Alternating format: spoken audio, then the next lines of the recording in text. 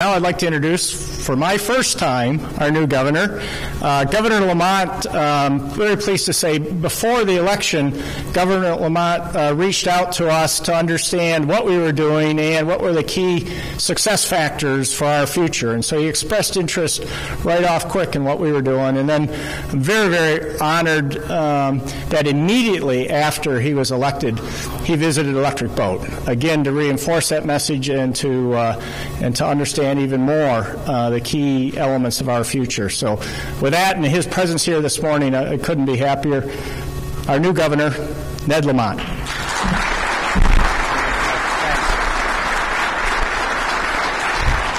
Good morning, everybody. Yeah, you're right, Jeff. Right after the election, this was the first place I came. We had a parade last week and did a little bit of dancing. And this is the first place I am. And I am here for a lot of the reasons you just heard. I mean, let me just pull the lens back for a second like Dick did.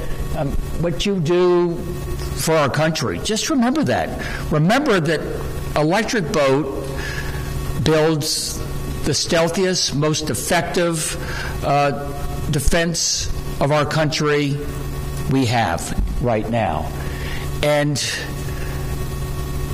you and I together have got to make sure that we have all the talents and the skills to make sure that we maintain that qualitative advantage that Dick was talking about.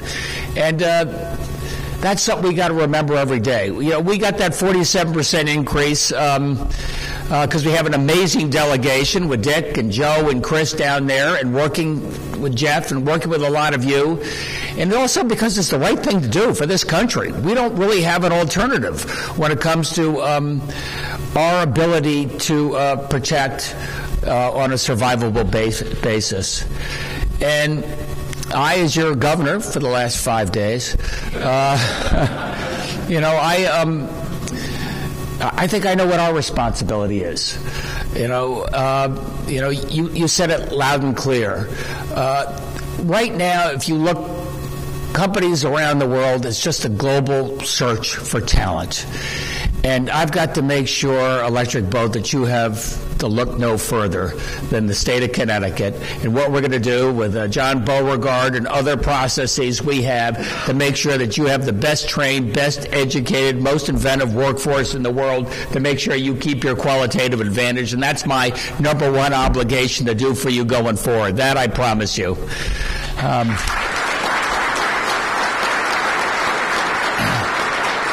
And I know what that means in terms of K through 12. I know what that means in terms of education. I know what that means, John, in terms of workforce development, to make sure we match the skills with the jobs that are out there. I know what that means. Maura has told me on many an occasion. It also means in terms of housing. You've given us a little bit of a lead time. Let us think about what we do to make sure that the best and the brightest not only are here, but can stay here and can afford to stay here. And they're outside of job opportunities. They have the housing and the infrastructure and the transportation they need. That's what a state does. That's what a state does, working together with a private business to make sure that we have that platform in place, because you're looking out for the next 20 years. And we're going to be looking out for the next 20 years. And I'll tell you something else. Joe Courtney just reminded us. We need some stability in this state. And by stability, I don't mean status quo. By stability, I mean you've got to know what this state is going to look like in 5 and 10 years. And frankly, that means not just in terms of housing and what that means in terms of transportation, but that also means in terms of our budget and fiscal stability. So that people, small business, your suppliers, big business, know what to expect and can anticipate and budget and plan. And I come out of the private sector, and I think it's our fiscal instability over many, many years that has held us back.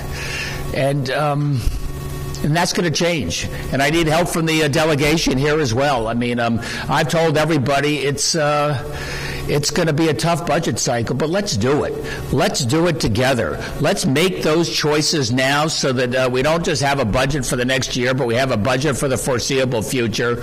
And that budget includes what we need in terms of workforce development. That budget includes what we need in terms of housing and K through 12 going forward.